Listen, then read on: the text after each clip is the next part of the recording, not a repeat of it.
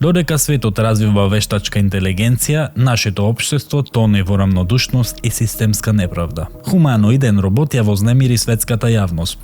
Премногу личи на човек. А кај нас, додека светот зборува за еднината, се погласно се поставува прашањето што се случува со нашата човечност. Светот денес зборува за вештачка интелигенција што учи, оперира, дијагностицира и спасува животи.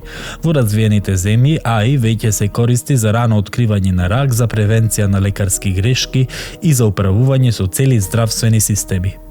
Македонија пак се уште се бори со основните системски недостатоци во здравството, правдата, институциите и човечноста. Но уште пострашно од технолошката заостанатост е нашето морално и емоционално закоравување како општество. Во трагедијата во Пулс загинаа над 60 деца.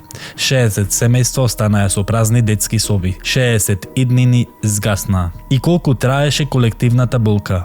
Неколку дена, потоа молк. Во здрави општества ваквите трагедии со години ја менуваат безбедносната политика.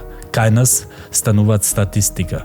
Тоа е вистинското човечување. Општеството што брзо заборава масовни трагедии влегува во опасна фаза на емоционална апатија.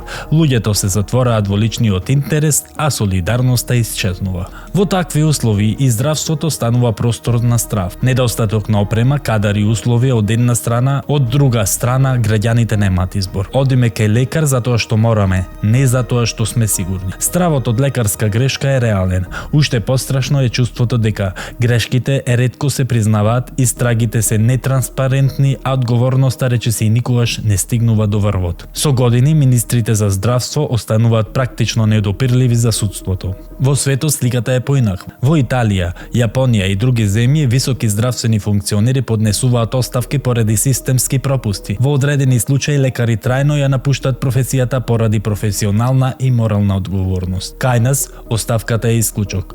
Одговорноста табу. Кога нема лична одговорност, се создава чувство на неказнивост. А таму каде што нема правда, нема ниту доверба во системот. Се почесто се создава чувство дека во општеството правдата е селективна, а личната корист стои над јавниот интерес.